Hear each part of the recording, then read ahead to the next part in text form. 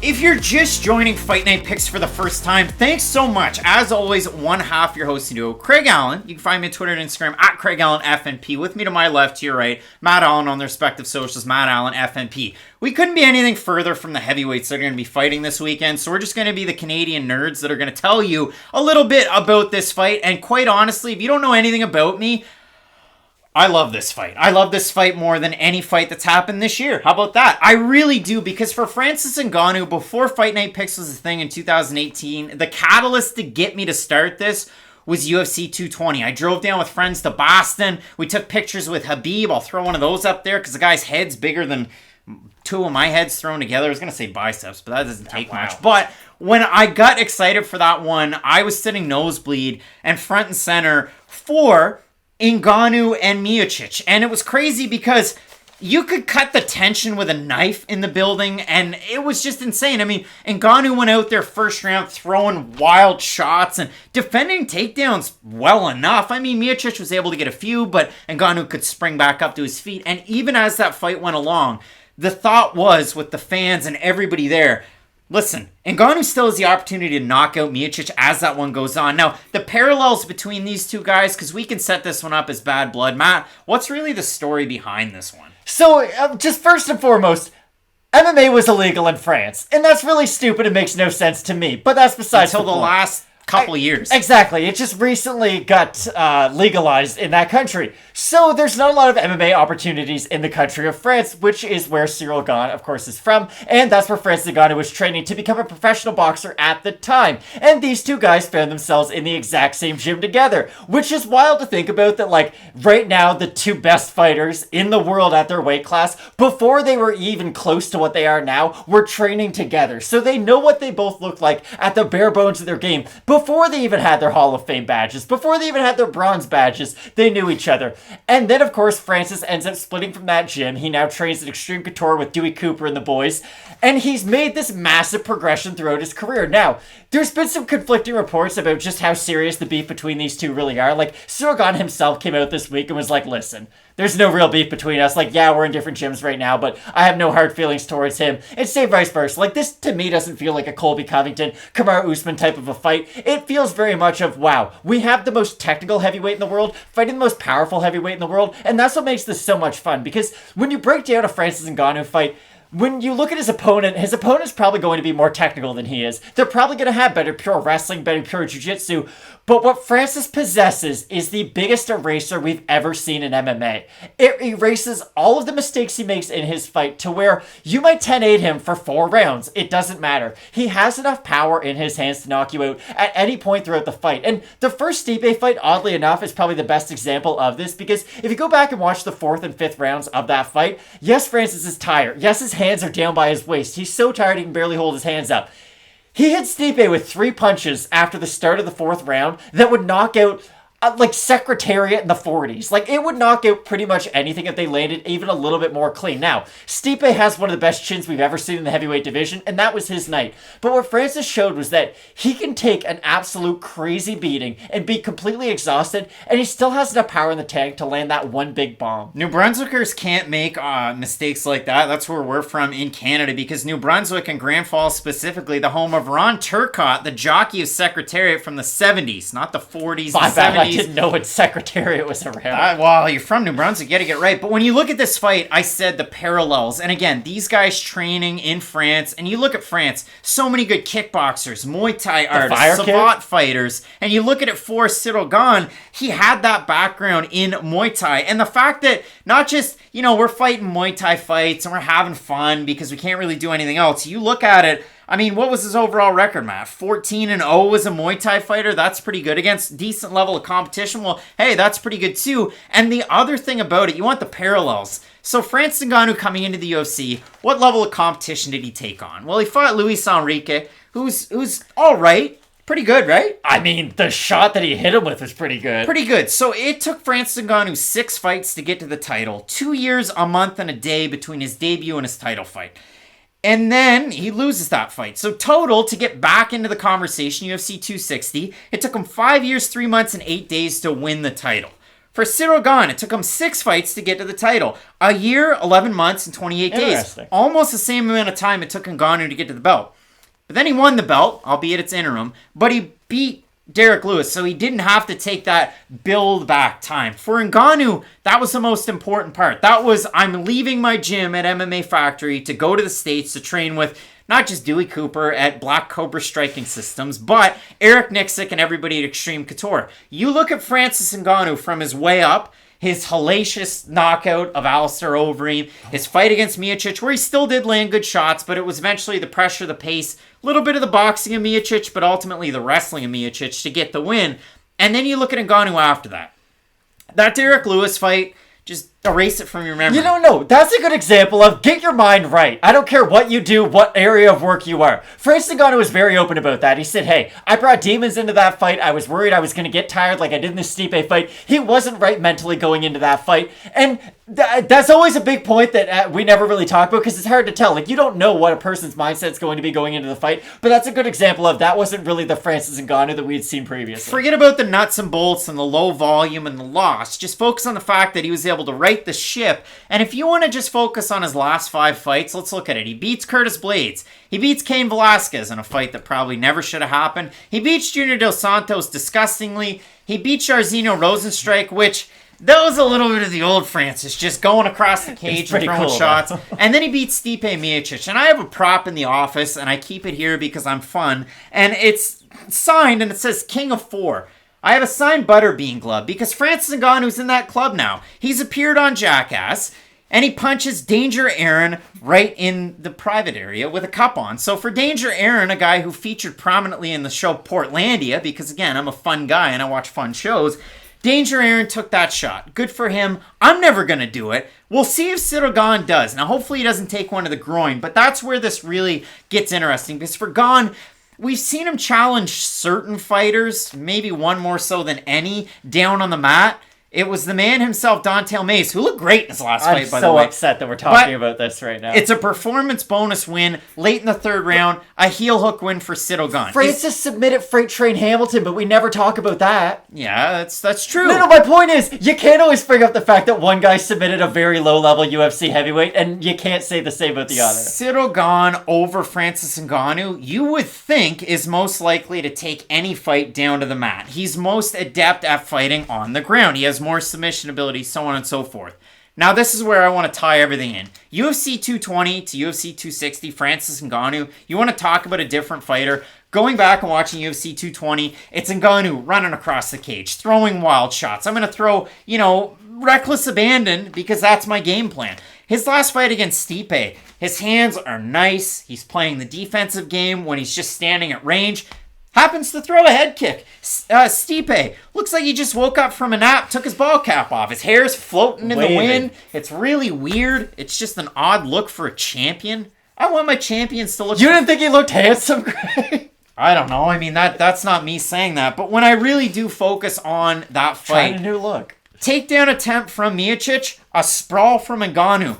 Reverses, goes to the back of Miocic, lands a lot of great shots, almost finishes that fight, and then in the 2nd round, boom goes the dynamite, as that guy said, and it was all Ngannou in that one. I have a few weird things about this fight because I honestly think it's going to look like Derek Lewis versus Francis for like 2 rounds. Because here's the problem.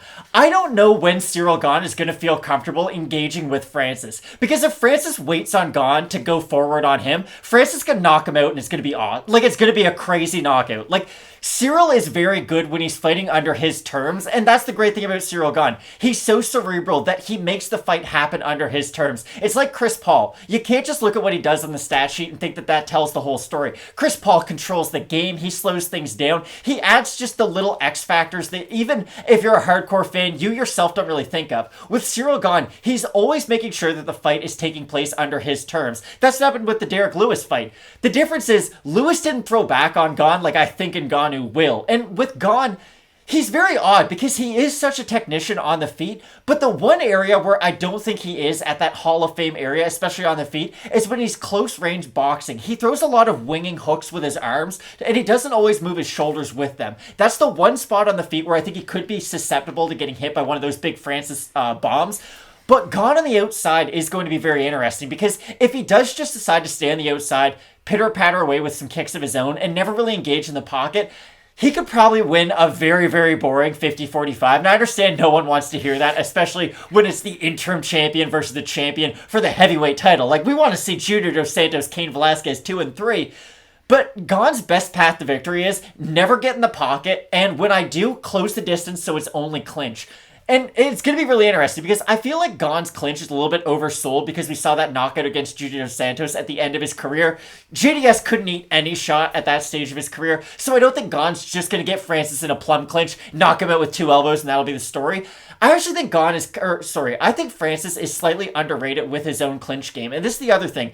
The improvements that Francis has made haven't all been technical. They've also been more like fight IQ adjustments. Because what I see in Francis, he still uses his athleticism. He still uses his strength. But he's doing it in a much more intelligent manner. He's not just getting up like Derek Lewis. When we saw the sprawl against Stipe, he didn't just use his strength. He used the proper technique to get his hands down, and then he used his strength. It was very similar to his takedown attempt. I don't even know if you want to call it secured against Stipe, because he did just kind of take him by the back, pick him up, and dump him again. That doesn't show me great wrestling, but what it does show is you're using your energy in a much more intelligent manner, and that's going to be very important for this fight, because if Francis has any Achilles heel, it's that his power's so great that his cardio's diminished by it. And for Cyril Gane, if he has any knock against him, it's that he can almost be a little bit too reserved in his fights, and that's really my big key to this fight is, do you think he's going to be the one to initiate the exchanges with Francis, or do you think it'll be the other way around? No, there is one major key that I have to a Cyril Gane, whether it's a win or a loss, and you talk about it, having issues, especially when it gets into close boxing range. Hasn't been an issue so far, and he's fought bigger, longer, rangier guys for heavyweight. Mays is one of those guys. He's on the lower end of the spectrum, but his highlight is definitely his boxing, and oddly enough, his judo in his last fight. But if you do look at it for Cyril Gane, what does he do so well? Against a guy like Jairzinho Rozenstruik, who Ngannou made, short work of, Rozenstruik's a really good kickboxer. He is. He really, really is. And against Gane, he wasn't able to get moving because Gane controlled the distance from the second that fight started. In and out, stance switches, moving his head when he's not being thrown at. But Gane does this. When he gets backed up, when somebody lands or goes to wing, he's one of those guys, not like Anderson Silva, but he's one of those guys that can move his head, pull back, and just get out of range and then move away. Against a guy like Ngannou with his range, that could be a bad thing. Yeah, you don't want to pull back with your head straight up against a guy like Francis. And Gane will do that. As much as and again, Cyril Gane's a guy from 2000. Volkov caught him a couple times doing it. And he did catch him clean. The weird thing about the Volkov fight, we can talk about it. 2 of the judges, 50-45 for Gane. One of them, 49-46. Between round 4 and round 5, Volkov's coach says, this fight's 2-2. Just win the 5th round. You'll win the fight. Bad coaching. But when you look at it, and just to kind of correct, 13-0 was the pro Muay Thai career for Cyril Gane. 9 knockouts. He was the 2011 Académie Française de Muay Thai champion, and he defended that belt. So you love to see it. But we look at this one, the odds in this kind of clash between former teammates. And Ngannou opened to -190 favorite. He's a +123 right now. Gane opened to +165. He is the -147 favorite as of now on Sunday night. We look at the Tapology votes. Surprised us, they are to you. 1,080 total votes. 61% Gane, 58% by decision. For the 39% that have Francis Ngannou, 89% have him to win by decision. Now, Matt, the interesting part really comes down to it when you think, okay, Ngannou has the power. We know this. He definitely has the advantage in this fight and in every single one of his fights and against any human being on this planet. He could fight a bulldozer and he would probably have the power edge. Cyril Gane against like a 750, I'd like to see it. Against like a D7 or a D8, I'd like to see it. We threw it out there to our fans in the community tab a few hours ago, and out of the votes, 63% going with Cyril Gane, 37% going with Ngannou. So echoing that sentiment, Mike is saying Gane's road to the title just seems a little too flawless, not unlike Francis the first time. And look how that turned out. Francis has the experience, and if he can remain patient and not become overwhelmed, I gotta pick him for the knockout. It's not a bad take. Travis is saying Gane will be the champ. Team El Kakoi is saying Francis is the GOAT, easy money and still. And Drew Cliff saying going with Gane, but nothing would surprise me in this one. I agree with Drew. I'm going with Gane, but nothing would surprise me. I tip my hand there, but it's time to make the pick. I'm going with Gane, Matt. What are you saying here? I think Francis is going to win, and I have a very specific situation as to why I think he's going to. Francis can catch kicks, and Cyril Gane throws a lot of kicks. I think he's going to catch a kick and rush him off of that one caught kick, and if he does get Gane, especially straight up against the fence, he's going to hit him with a big combination. And here's the thing. You can be a 15-time kickboxing black belt. I know that's not even a thing, but you get the idea. I don't care how experienced you are in any singular martial art. If you get hit by Francis, none of that experience matters. Like, I cannot even put into words how powerful of a puncher Francis Ngannou is if you've never seen him fight before. Like, if you were trying to explain to somebody who's never watched MMA before just how heavy-handed Francis Ngannou is, you would tell them that he takes people who weigh 260 pounds off of their feet when he hits them, and it's the truth. And I do think that if he is able to rush Gane and really catch him off guard with one of those big flurries, I think he'll be able to hit him and put him down. And the last thing I'll say, I worry about Gane's movement in two ways. I think it's a huge benefit, but when you move a lot, especially left to right, if you zig when you should zag and you move into one of those shots, it's just going to make Francis's power hurt even that much worse. We've all played UFC 4 and thought, you know what, I'm going to go this way, and you get hit by a counter hook, and then you get put on a poster, and sometimes you end up This is going to be an amazing fight, though. Yeah, exactly. I mean, for my reasoning here, I like Cyril Gane's movement laterally, and I think that's the thing that can really, if you're fighting a guy like Francis Ngannou, if you use your movement and get him to overcommit to a lot of his shots, there's an opportunity for you, not just to hit him, but to reduce that power bar even more. And listen, I think in a fight like this, that is Cyril Gane's opportunity. I love everything about it. There's just two things. On the in-close range, I like Ngannou, who, again, when you look at the reach, pretty darn close between these two guys. And the other thing, Cyril Gane, when he backs up, if he does back up straight, the hands tend to drop, the chin tends to go up. And it's worked every fight until now, and it worked in every fight that he had at Muay Thai, which was his specialty. But against a guy like Francis Ngannou that has such extension at the end of his shots, when you're hitting Aaron McGahee in the cup, you can do anything. So for me, I'm going with Cyril Gane. Matt, you're going with Francis Ngannou. But the best part about this fight is going to be the fight companion, right? Well, of course. If you love MMA and the fun hijinks that come with it, then you want to check out not only our fight companion, but we have Question Mark Kicks. It always airs 2 hours before the first prelims do. Just gives us a little last chance to go back over the fights. If anyone missed weight, any big storylines, just gives us a chance to go back and go over those. And yeah, like you said, we have a fight companion going on during the main card. Listen, there's some people, they're a little tired of the current modern day commentary crew for the UFC. They want something new. Well, we have that new thing, and it's the Fight Night Picks Fight Companion. Fight Night Picks Companion is what we've called it, and if you want to tune into that, just subscribe and you'll know when we go live. You hit the bell notification. I can't wait for the fights coming up this weekend. I know everybody's excited about it, so as we always say, keep it locked in with Fight Night Picks, and let's get into it.